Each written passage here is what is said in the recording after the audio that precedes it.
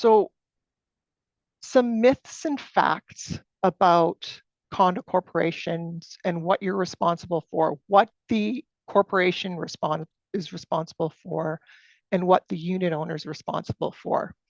So we get a majority of our questions with respect to your unit, your problem, and that's not how it works. So some typical myths I've got outlined on the left column is the condo corporation insures common property and exterior walls, and the unit owner insures the interior of a unit.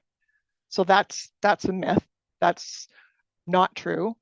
As per the previous slide, the condo corporation is responsible for insuring the unit and also repairing that unit, which we will get into in later slides.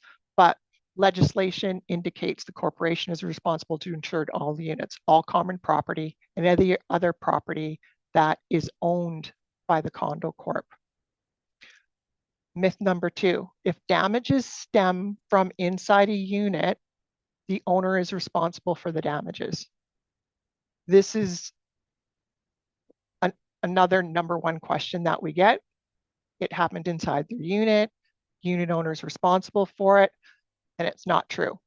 Unit owner may be responsible for betterments and improvements, but they're not responsible for base unit, and we'll get into that in further slides. But regulations to legislation outline that the corporation is responsible to ensure what the corporation owns. And the corporation owns and is responsible for the unit.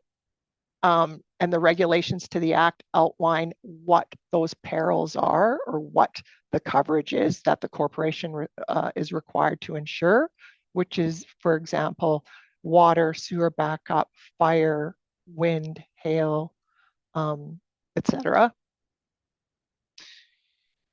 If damages are caused by an owner's negligence, they are responsible. This is another myth, and these are basically our top 3 questions that we get, or confusion as to what the unit owner is responsible for and what the condo corp is responsible for. So negligence doesn't come into condo corp insurance. The insurance policy for the condo corp is a no-fault policy, meaning the policy responds whether the owner is negligent or not, as long as the damage is not excluded by the policy and it's also subject to the deductible.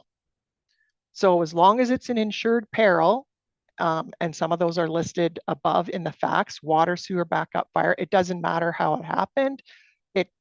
If it was an accident, we get some questionable, well, we think this is on purpose. And unless that can be proven and it's a criminal act, the condo corp's policy still would respond, and the condo corporation is responsible for repairing.